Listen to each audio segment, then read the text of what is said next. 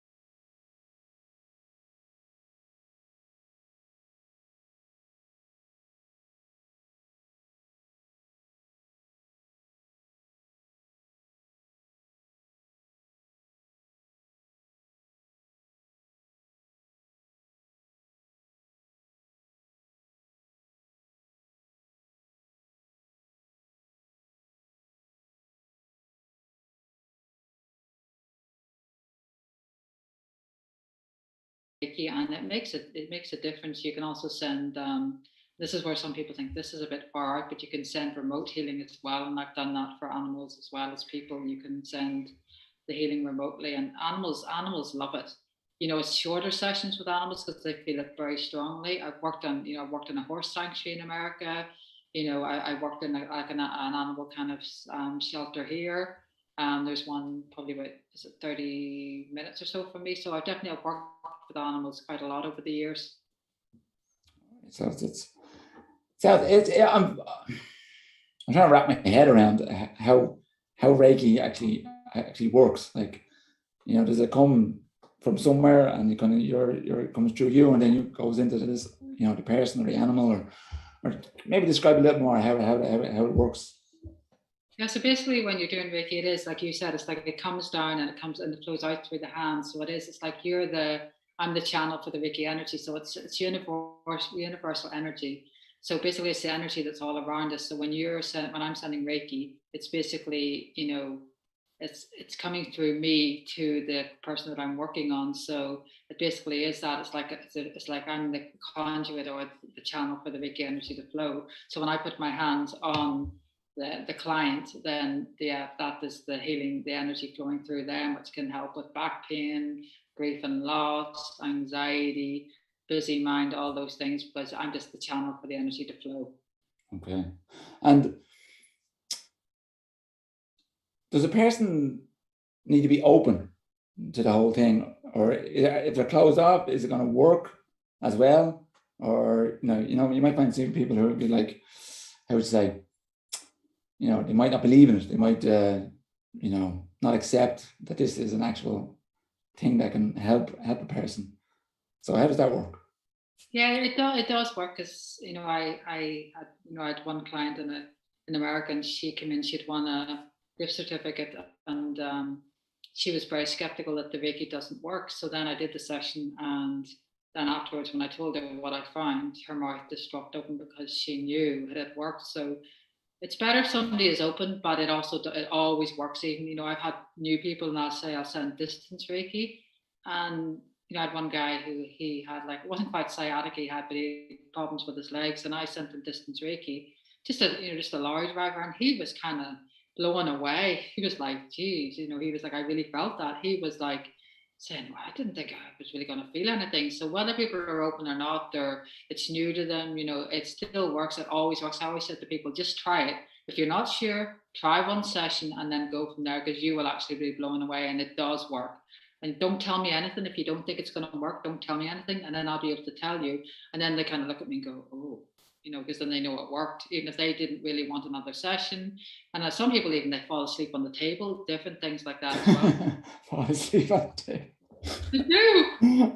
Snoring. I have a client who he comes in and he does, and he's just gone. I mean, it's really funny. We're having a conversation, how are you, and talking away, and all of a sudden, by 10-15 minutes into the session, he's gone to sleep. Like, he's literally gone to sleep. He's literally asleep the whole hour and a half. I'm working on him. Okay, so does it kind of knock a person out, or is it just he just happens to be one of a kind where he just falls asleep? No, because it's relaxing, because when the energy starts to flow, it relaxes and calms the nervous system. So when you get really relaxed, then if you're somebody who's very stressed, for instance, say where they're working a lot, or you're raising a family, you just get on the table, and as soon as the nervous system starts to calm, then you're calm. You can just go out like a light, because you're not in that mode of stress or anxiety, or your body is just in that relaxed state. Yeah. So that you can just fall. You can sleep. Yeah, probably hasn't slept so well in such a long time that it's just like so calm and peaceful. It's like boom. So it is. So could you, from where you are, because obviously you're not in the same area as me, you were saying about being able to send Reiki, but can you do it from there? Would you be able to see what's right, like whatever problems I have in my body, or how scrambles my mind might be, or whatever, from where you are right now? I can, yeah. I'm not going to send Reiki, but what I can do is I always ask the person's permission, because I can read people. So yeah, I can pick up what's going on. So I'm interested to know. Can you? Do I have to stand up, or can you just tell from where you are what's going on with me? I can tell from where you are. Do you really want me to tell you? Yeah, please, because I'd really like to know. Well, you have a busy head for one. You're quite busy. You're a busy person. And your throat, which is throat communication. It's like you need to find, express yourself. It's like there's stuff you're holding back, you're not saying. Yeah, okay. That's come up with other things I've done. And emotions, a lot of emotions. You're holding a lot of emotions in, a lot of things that you're not letting go of. I'd say from childhood. Interesting. Okay. And I'm going to say digestive system is a little sluggish. I can feel that for sure. Yeah. Most definitely. Yeah. So that's the main things I'm picking up. And you see, I think it's the heart stuff. You're not expressing it out through the throat. You've got these emotions, but you're not letting them out. Okay. So there you go. Okay. Interesting. That's amazing. Because you're spot on with it, with probably all four of those things. And I wouldn't know. I mean, I do know you, but I don't know you well enough to know that information. Okay. Yeah, it's funny. I did my chart. It was sometime last year, and it came up that healing was something that I should try to focus on, not just myself, but obviously doing it as a practice or a profession. I was like, it's not something that I ever thought about previous to this, but then it's kind of piqued my interest. But then I didn't know where to where to begin, or what I should do. Where to what's the kind of and what kind of healing I should kind of focus on and train and learn. But you were saying that you teach this to people. I do actually. I teach Reiki, and then I just did my first kind of sound healing class today. And then I'll be teaching crystal healing as well. And then in the future, I'll be teaching Rouhani as well. So I feel for me that I just love to teach. So I just feel like there's, I want to just be teaching while I obviously do therapies, and I work for Lake Isle Retreats. I work for Tim. So he's my neighbour. So giving Lake Isle Retreats a plug there. Tim will be very happy. But I find that I just love to teach. So I think that for me, because as we get older as well, it's like I do massage, and obviously as I'm getting older, I'm not going to want to be doing massage. So teaching more and doing retreats and things like that. So yeah, I mean, my goal is I'd love to be teaching Hare Krishna's the healing arts more. I'd love to be teaching more Hare Krishna's Reiki. So I've taught a few.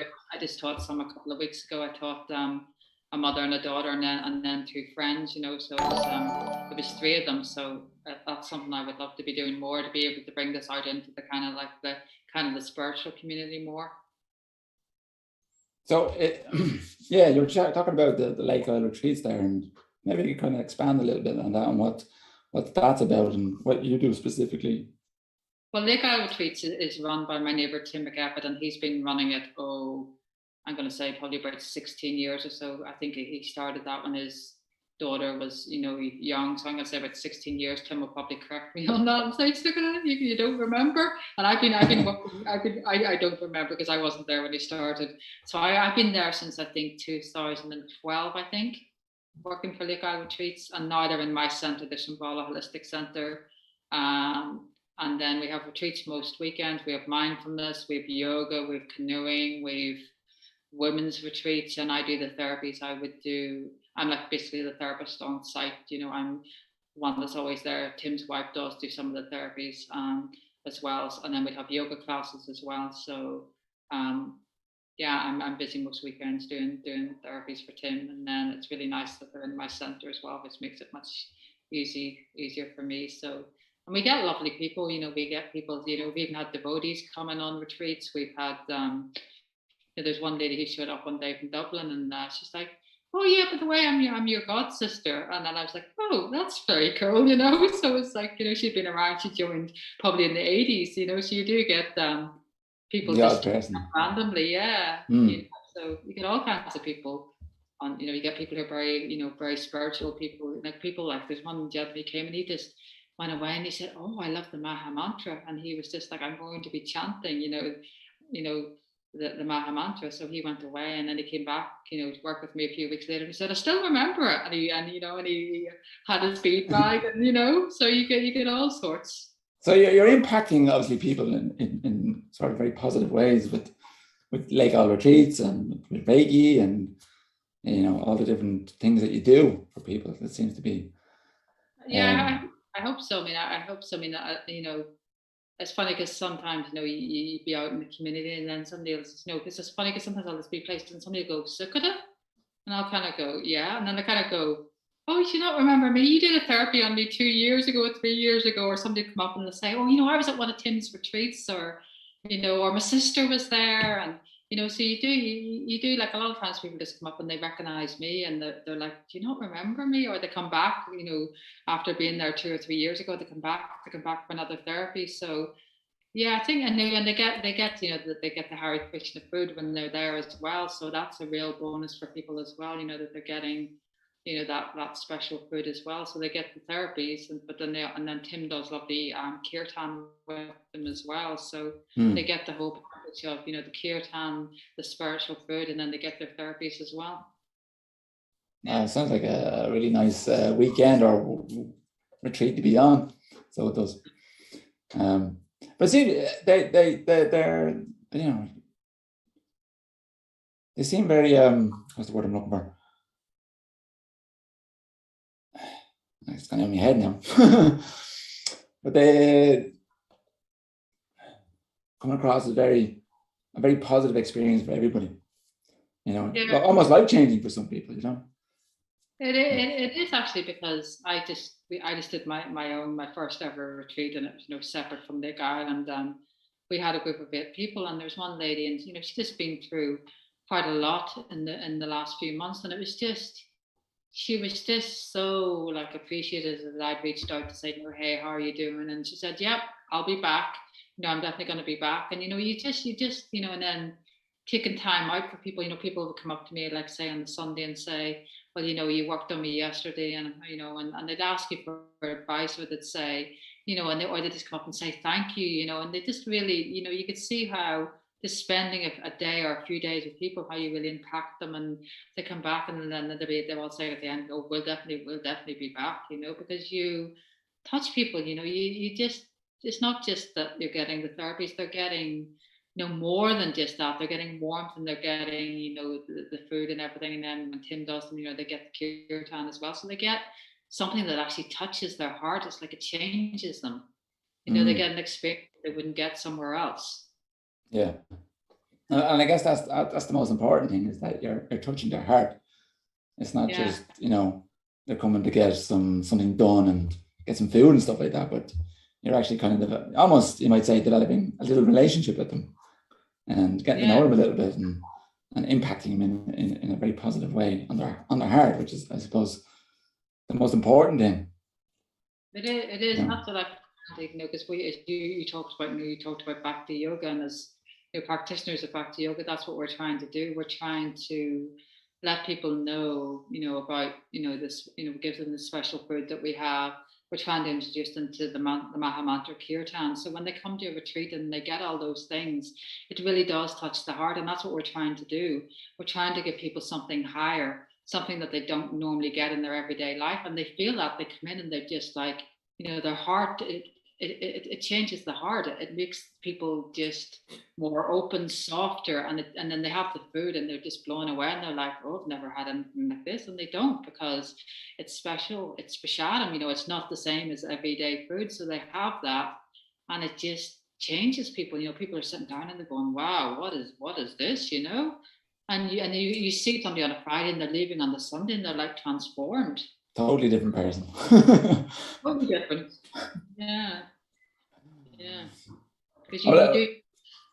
Sorry, go on. I was going to say, you touch people, and you just give people, it's not that you just give them the food and the yoga or whatever, but it's like you give them something higher, and it touches their heart, and they go away with an experience that they just never had before, And you find a lot of people then will continue. They'll come back, on a fairly regular basis.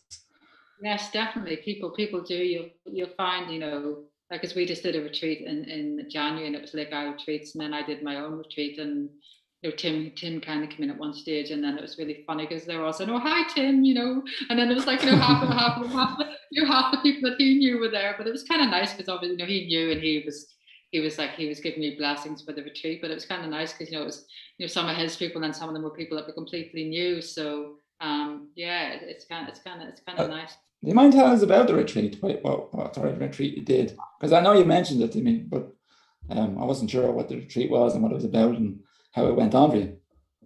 It was definitely a lot to learn from it, because it was an amazing weekend. We had a lady coming down from Bollywood, and she's a shamanic practitioner. She does drumming, and so she did these 3 amazing workshops where it was like really focused for women, but we had one man there, and the whole weekend we were kind of laughing, saying we've got the divine feminine, but then we've got the divine male. And he was great because he had this lovely energy about him, and he loved being with the women. And so it was all about really stepping into your power as women. And then also with the drum helps to release a lot of the old emotions that are stuck there. So it was working on that level of just letting go of, because a lot of the women had been through quite traumatic stuff. Like, we didn't know that coming into that, but then when they start to tell you their stories, so for them it was very healing for them. They were able to let go of pain and sorrow and different things like that, and hurt and different things. So then obviously they had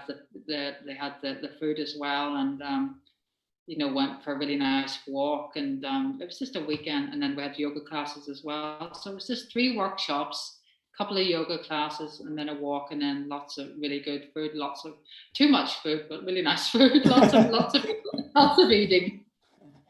But yeah, and people were just blown away, like when Friday when you're serving and and everything's coming out. It was all my sister's Karina's Kitchen's food, and everybody was just like, they're watching it coming out, and then they're like, here comes more, and then the dessert came out, and they were just like blown away, and everybody was eating it going, we want a cooking class, we want the recipe. So it was really, because they just, some of them have had the food before, but the people who were new, they just loved it. And then one girl the next day kept saying, what was that homemade curd thing? What was that cheese thing? And I said, oh, that's the paneer. And she was saying, oh, and the next day she was still raving about it. And what's good is they'll probably, they'll go down to wherever they live, and they'll tell their friends, and hopefully tell their friends and their friends, and so on and so forth. And obviously keep the whole thing rolling and rolling and rolling further. But I was just curious, given this kind of situation that we've had over the last 2 years, and there's a lot of, I suppose, healing that needs to happen in the world. So do you find that there's shifts changing, and people are sort of coming more to this, getting Reiki done, becoming healers, opening up, and improving themselves? I'd say yes and no. I find with the last 2 years when we had COVID, I found obviously there was times when I couldn't work, so then I did a lot of the remote healing, and I was working with fluorescences as well, because I work with fluorescences. So one stage I had 26 clients. I had 26 remote clients, and everybody was buying fluorescences because they were just so afraid. So then I find now people are coming back now. Like, I'm having clients that I wouldn't have seen in a while. They're coming back now, but for a while people were scared to come. I mean, the retreats are very busy. I mean, they're booked. They're just, you go on and you look, and because I had one friend wanted to book in, and they're booked because people need that. They need the relaxation. They've just been through so much in the last 2 years. So for some people, it's brought them closer. Other people, they've stepped back because of fear. Some people have just they've isolated themselves. So it's been a mixture of both. I've managed to stay fairly busy through it all. I've worked when I can, and then I've done the remote healing when I've not been able to work on people in person. So I've been able to keep myself going, keep myself busy. I suppose that's good. That's good. It's good. It's good that you can actually do remote healing. Because obviously over the last 2 years, it would have completely stopped it completely for you. Yeah. And not being able to do remote healing. I'm also interested to see what that remote healing is like. Well, I will send you a session, John. Yeah, I wouldn't mind, actually. Whenever you have time, I will, definitely. Yeah, because it's funny, because people will, I've had people say, oh, it just can't work. And I had a few people, I was explaining it to them. And it's interesting, because I had one client of mine, she actually finally was doing a craft fair for Christmas. And this lady came to me, and, she's just been through a lot. She actually came to me, God love her, she's been in a car accident, somebody had actually hit her. So she came to me because she was actually quite sore.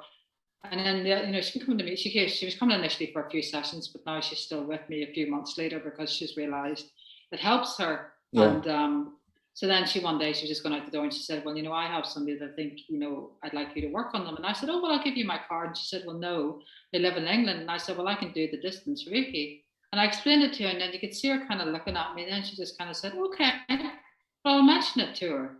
So you could see that initially it took her a minute to come around, and then she just thought, well, actually, this friend of mine needs some help. So she thought, okay, well, I'll mention it anyway. So you can see how people, it may feel like, oh, that can't work, or that's a little strange. But then they kind of think, well, if it's going to help somebody, well, then let's try it. So she was willing to have her friend try it, because she thought, well, she's there and you're here. So how else is it going to happen? So then she said, okay, right, well, I'll let her know about you, and then she'll be in touch. And, so people they find that the remote healing really does work. They can be skeptical, and then they find out, oh, this really works. Wow, that's quite powerful.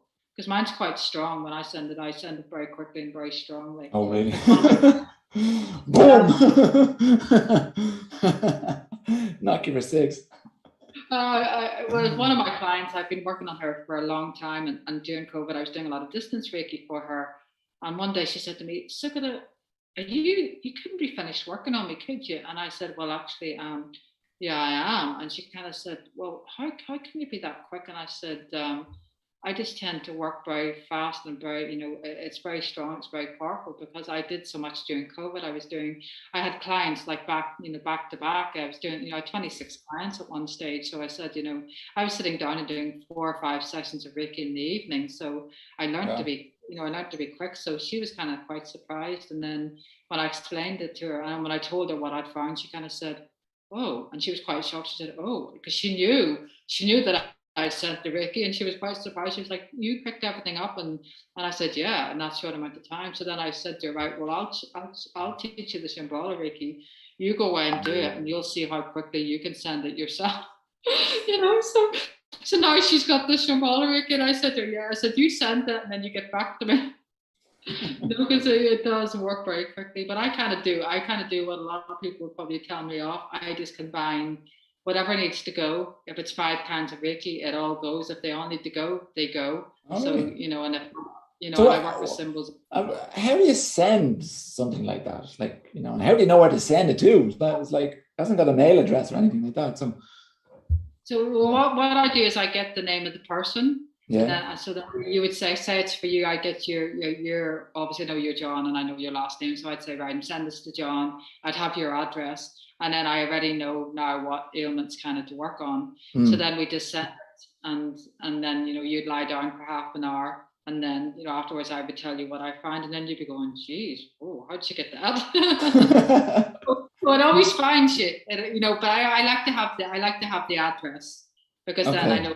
Because then I know specifically you're getting it. Like I've sent it, and I haven't used addresses to see if it goes, and it does go, and the person felt it as well. But I was always taught when you send it, you get the name, the address, and the condition, and then you send it.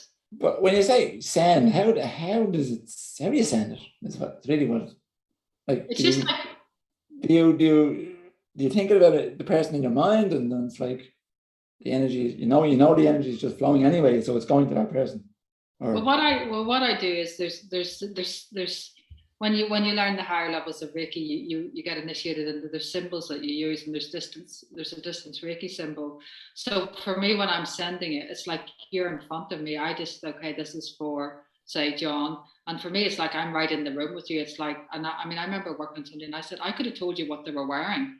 It was like I was right there in the room with them. For that, to me, it's like you're on my massage table. That's how strongly I feel it. Okay. Like I just work on, like, this is the front of the person, this is the part, the back of the person, and I just send it like that, and it just goes it goes very quickly, very strongly. And then when I tell my clients, they're kind of like, you're spot on. You're spot on. So for anyone who is watching and might be interested in getting in touch with you, how will they get in touch with you? Well, they could either go to Facebook to Shambhala Holistic Center, my Facebook page, or Ray of Light 108 is my website. So if you just typed in Ray of Light 108, you'll find me that way, or Sukhada Smith Repass on Facebook as well, and you'll find me. And then if you went to my Shambhala page, you can book sessions. I don't think I have my prices on there, but if you went to my website, my classes are on there, the therapies that I do.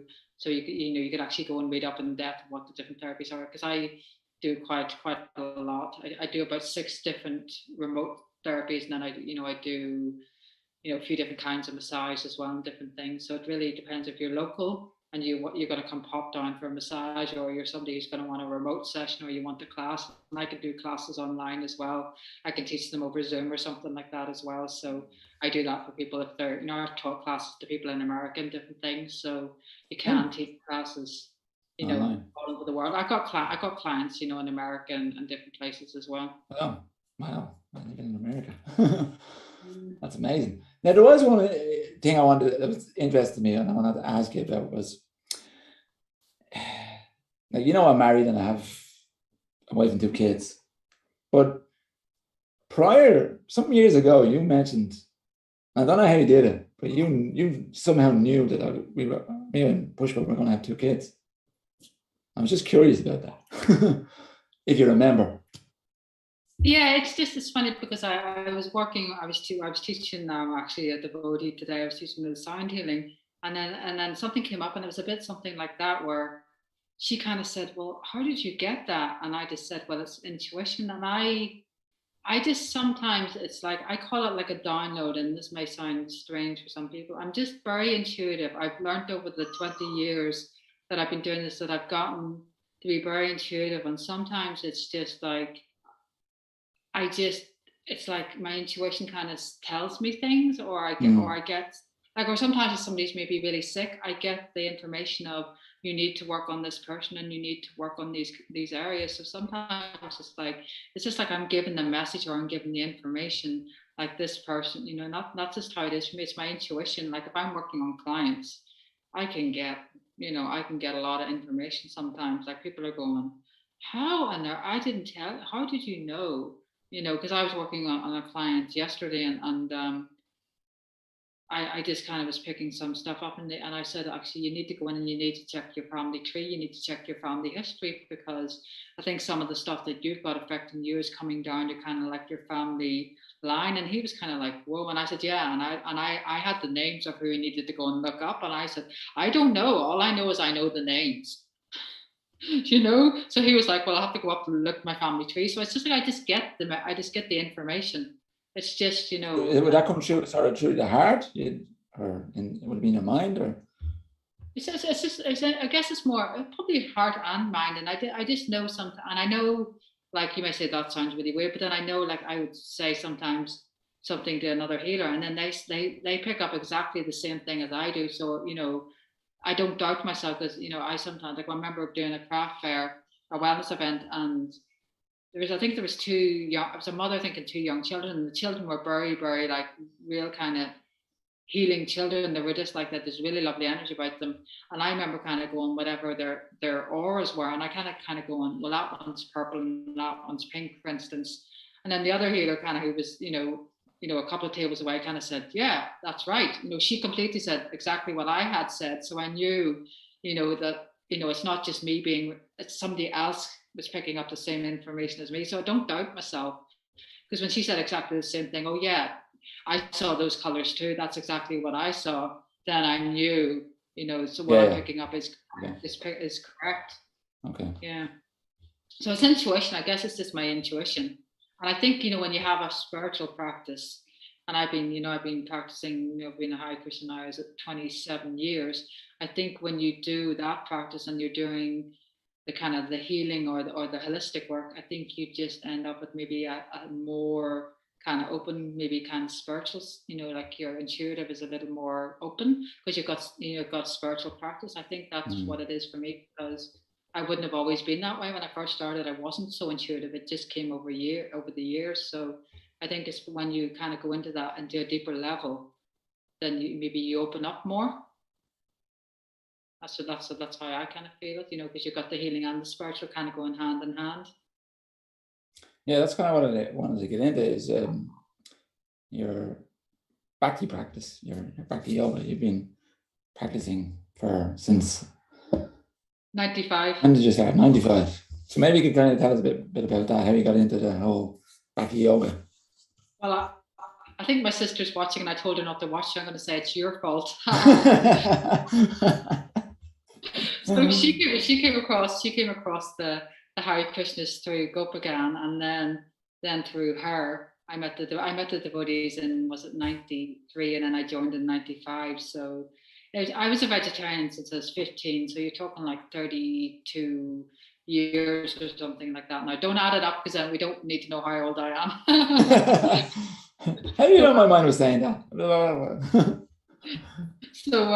So I met the devotees, and I was a vegetarian since I was 15. And then when I met them and I came across the philosophy like karma and reincarnation, and they were vegetarian, I just was like, oh, this is what I've been looking for. And then when I tried the Hare Krishna food, it just blew my mind. And as my sister said, I've never seen you eat seconds in your life until that stage. I was so picky with food.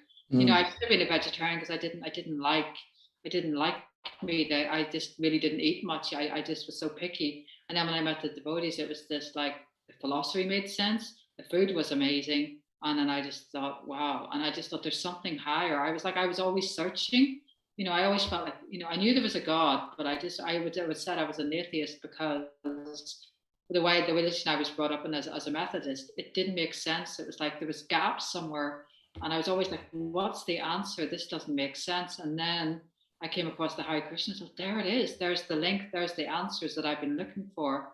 And then I just started, to start going to the temple, having the food. And then I just started doing, we meditate for 2 hours every day. And I just started chanting, and it just changed. It just changed me. And then I wanted to go and live in the temple. So I was there for about 2.5 years.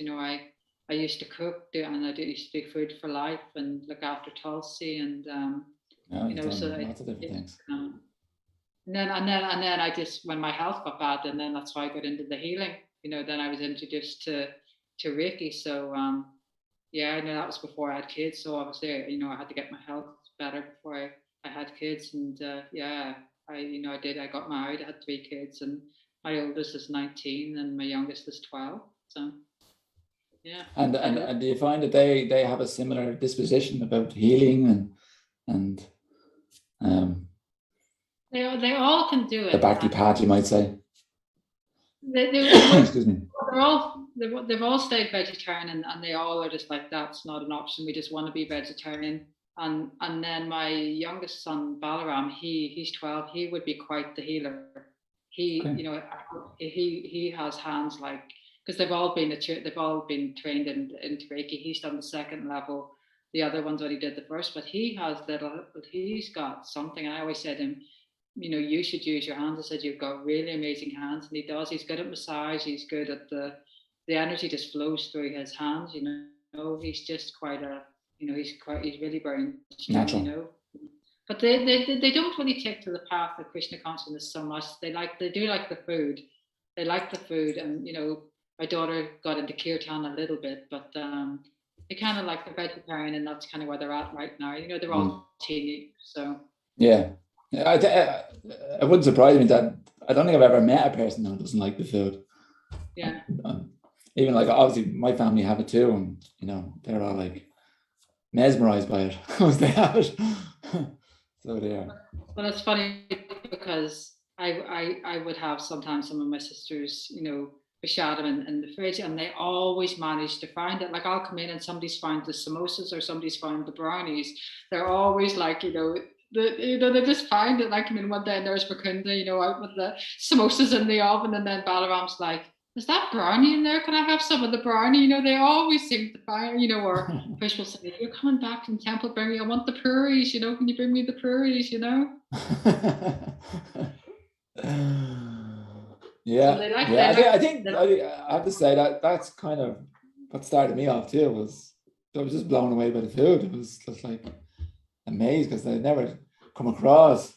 When I'm growing up, I didn't have really much Indian food. It was very Irish traditional stuff most of the time, and then all of a sudden it's like your taste buds are just there's so many things that have in one sitting. Yeah. And I think, because, the kids, they obviously, you've got two young boys, and it's like, at this stage, that's all they've ever known, is prashadam. And then as they get older, they, that's what they've grown up around. That's familiar to them. So then they're going to want to keep eating it because that's the food that's familiar to them. And then also, they just realize that it's different. It just doesn't taste, nothing else tastes like the Hare Krishna food. I think as they get older, they realize that brownie does, this one's nicer. This one tastes, and that's because it's prashadam. So they kind of know. They kind of know. Like one day, the boys had said, well, we went over to the temple, and we kind of went into the temple, and they fed us. So they were like, so they were kind of like, they were in there eating the prashadam. They were like, they kind of went over there, and they were hungry. So what did they? They wanted to eat the food. Yeah, well, if anyone's listening, or those of you who are listening, and please post in your questions. If anyone has any questions on the chat box on Facebook, and we'll just read them out. I know there's a couple of people online watching right now.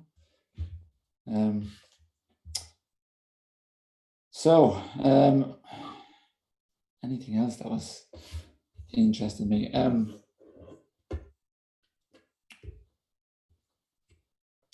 Amanda, are you there? Have you anything that you wanted to ask Sukhada? You can be our first person.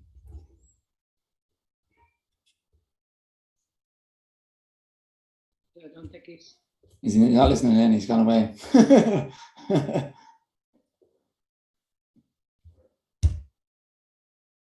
Anyway, it's okay. Maybe he's got something he's got to do. So obviously the retreats is kind of how you marry both of these things together, like the Bhakti yoga and the Reiki and spirit and the healing. yes. Yes. And that's probably why was so successful, you might say. And that's going really well for you.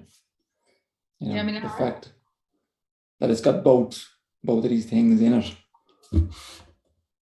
Yeah, I think it is. And I mean, with Lake Isle retreats, that's, I'm just, I facilitate them, and then I'm one of the therapists. And I think, the credit has to go to Tim, because he founded it, and everybody just loves Tim. He's good with people. He's just, his kirtans are, sometimes I'm in the room and I'm finishing up a massage and he's in there doing kirtan, and the person on the table's like, oh, this is so nice, because it's just, you're getting kirtan, but it's really nice kirtan. So I think it's just, you're getting all aspects. You get the food, you get the kirtan, but then you also get people who are really good with the guests, and people come in and some of them have been through such horrendous things in their life, and then they come in and there's people who care about them.